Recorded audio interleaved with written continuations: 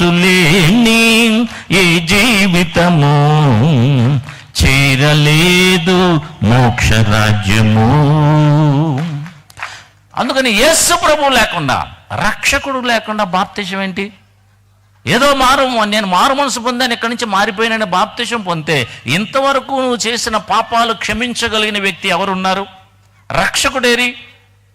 ఎలా రక్షిస్తాడు? తన ప్రజలను వారి పాపముల నుండి ఆయనే రక్షించను. ప్రతి పాపము నుండి దేవుడు భూమి మీద మానవుల కొరకు జన్మించి ఆయన చేసిన త్యాగం ఏంటి, ఆయన చేసిన కార్యం ఏంటంటే మానవులందరి పాపం కోసం ఆయన సిలువలో వేలాడి ఆయన మనందరి పాపం తన మీద వేసుకున్నాడు. యెషయా గ్రంథం 53:4-5 వచనాల్లో ఉంటుంది.